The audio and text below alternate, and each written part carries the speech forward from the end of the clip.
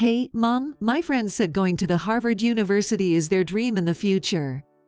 Is Harvard University really prestigious? My elementary school son shared this while sipping tea. Well, it's not about being prestigious, but it's a place where you need to work hard in your studies, I replied, recalling an incident 10 years ago. Hey, Olivia, I heard from the neighbor Sarah that you're a high school dropout, right? Meaning you only completed junior high school. Her words halted my efforts to soothe my son. I'm Olivia, now 35 years old. 10 years ago, I was 25. I was working at a bookstore and then got married to Nicholas, who was the store manager. I had quit my job to raise our 1-year-old son, Oliver. My mother-in-law came to visit to see our 1-year-old son. She started with a condescending tone. Sarah's daughter went to the same high school as you, but I heard you dropped out. I hesitantly replied, yes. Gossip among neighbors can be terrifying. It reveals even your background. In response, my mother-in-law lifted her chin high. Then, I attended State University of New York, she proudly declared. State University of New York. Though. Well, I guess there's nothing much to say about that. Really? You went to a university in New York, I replied, understanding her need to boast about her alma mater. People with higher education tend to take pride in their universities, and it's not entirely wrong. Getting into a prestigious university is an achievement. Well, compared to that, I haven't put in much effort. But if that was all, the conversation would end with, interesting. However, she continued, the difference in perspective is vast. Those with only a junior high school education know only the junior high school world, but university graduates know the world. Moreover, I have a worldwide perspective. This shift in tone irritated me. She stared at my son, saying, this child inherits the blood of a high school dropout. If it weren't for that, he would have so much potential. It would be a different story if he inherited some of my genes. That was too much. I grew increasingly frustrated with my mother-in-law's gloating. The final blow came when she stated, educational background reflects the capacity of one's intelligence. The difference in education is a difference in character. What? Furthermore, differences in education encompass all other differences. What are you talking? Her words were a questionable combination. Someone with a junior high school education like you has a small intellectual capacity. Therefore, you should follow from now on. Hailing from State University of New York, I have a higher intellect and make better decisions. From that moment, my visits to their home included cooking, cleaning, and even weeding the garden, treated as if I was a housemaid. When I questioned weeding the garden, she said, what else can a high school dropout do? Unlike me from State University of New York, listen to the one with a significantly higher intellect. The mistreatment extended beyond chores. Every action invited critique. You're stacking the dishes wrong, typical of high school dropouts. Answering the phone and jotting down the message elicited. If it's a message, you should write down every word and write it in proper cursive writing. It's faster. Her comments, said with her chin up high, became increasingly annoying. Unable to endure it, I finally vented to my husband. Hey. Your mom treats me like a servant, and she complains about everything. I can't take it anymore. My husband, with a smirk, scratched his cheek. It's not what you think. Let me tell you the truth. What my husband shared from there had a tremendous impact. What he revealed left me in awe. 10 minutes after hearing that, memories of everything my mother-in-law had done to me flashed before my eyes. Additionally, recalling the face of my mother-in-law, with her chin up high, I felt on the verge of exploding. Unable to contain my frustration, I asked my husband, I've had enough. Can I retaliate now? There's nothing more absurd than this. My husband chuckled and said, go ahead and give her a taste of her own medicine. I was starting to feel uneasy about it too. So, I did some research. It turned out there was even more to what my husband had already shared. Well, seriously. Haga. I couldn't help but exclaim in surprise as I found out one surprising detail after another. There was so much to do that I was about to burst in anticipation, and I couldn't wait to get started. On our son's second birthday, during a family dinner with my parents, mother-in-law, husband, and son, the moment of retaliation arrived. Watch this, dear mother-in-law. Watch this, State University of New York. We booked a French restaurant for the day. Mother-in-law declared as soon as the salad arrived, spouting her knowledge about Spanish. The word for tomato in Spanish is jitomate. That's what I learned at State University of New York. It was the usual routine, accompanied with her chin held up high. I was about to laugh hearing how she pronounced jitomate. I was trying to tease in various ways, and ended up almost choking on a piece of tomato. However, the mention of State University of New York from my mother-in-law's mouth at this moment was an opportunity. If I could tease her, now was the time. With determination, I expelled the jitomate from my mouth and launched my attack. Now, mother-in-law, since we're on the topic of State University of New York, shall we discuss the story behind it? You often talk about me being a high school dropout, I said. High school dropout, my mother said, looking quizzically. The reason for her confusion would become apparent later. You still say, I am from State University of New York, but which specific one are you talking about? I questioned. Sure, I've heard of State University of New York, but there are apparently over 50 campuses. My mother-in-law froze. State University of New York is State University of New York, she said, avoiding eye contact while mechanically moving her fork and knife. I didn't let up. I'll gradually tighten my grip. I asked my husband, and it seems there are many schools under the umbrella term of State University of New York. You just went to one of the community colleges. What jitomate? Don't you even try to twist the truth. It's just a small community college, isn't it? Yes, State University of New York, though its name sounds prestigious. There are many campuses, some are universities and some are community colleges. That's amazing. Some community colleges are also called State University of New York. My mother had a surprised expression. In that atmosphere, my mother-in-law, feeling awkward or embarrassed, began to bark. Well, I'm not lying. I never said which school I went to. It's State University of New York because it's State University of New York. No, you're just stretching the truth, right? I took out my smartphone, tapped a button, and showed the academics section on the official page of her school. You just graduated from a community college, right? So, that means you don't even have a university degree, right? However, the reply my mother-in-law gave caused me to burst out laughing. I completed the one-year certificate program. Wait, Haga. This situation took an unexpected turn, and my mother-in-law was clearly thrown off. She started spouting out nonsense. But I wasn't wrong. The community college is a part of State University of New York. It's an evolving school. The more she insisted on evolution, the funnier it got. I couldn't hold back my laughter.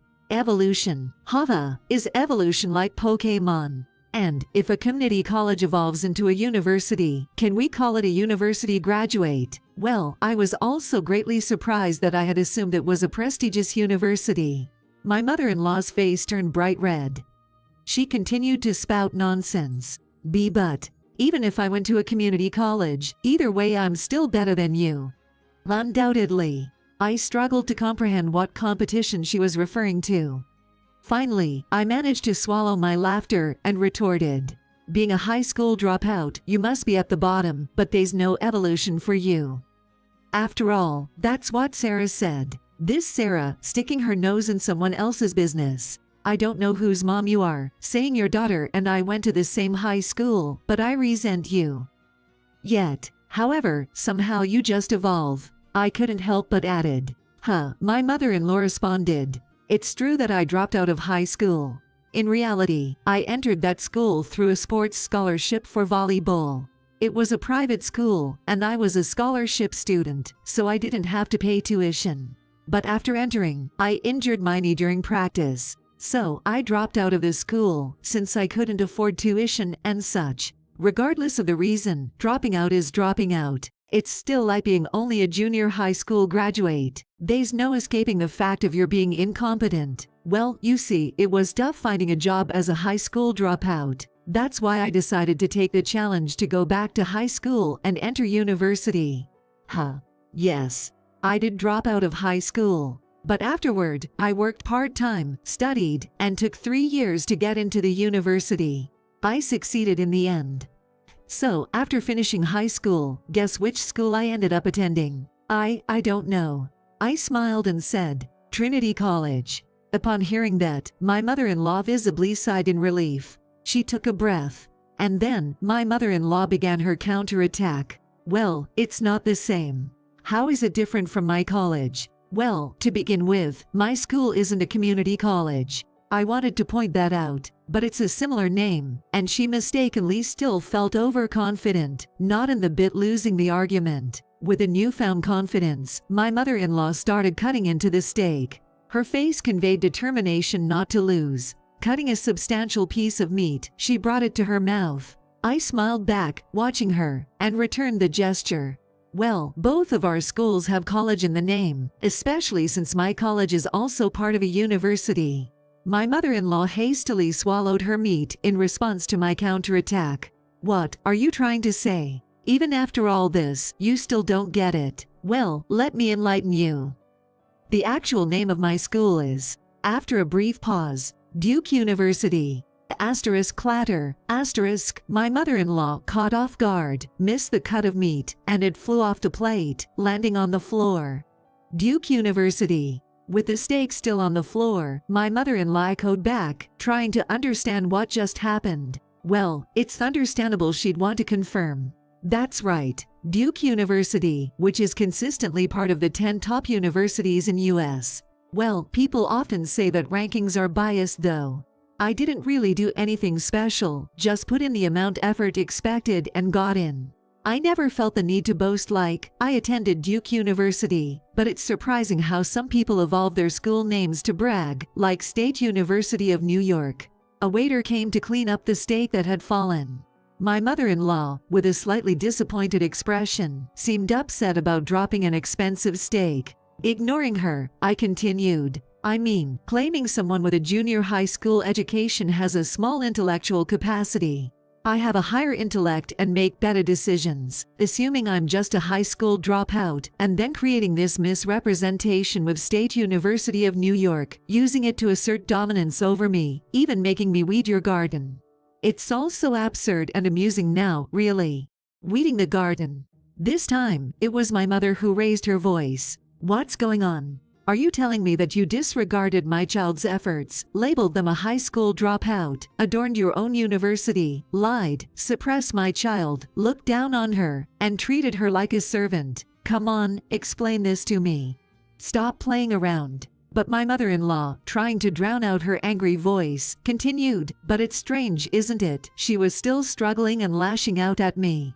Why is someone from that prestigious university working at a bookstore? People like that should be in more high-paying jobs. High-paying jobs. Well, during my university days, I just worked part-time at a bookstore. The son of the store manager asked me out, we started dating, and we got married right after graduation. So, does the level of a job really determine one's worth? My husband spoke up for the first time.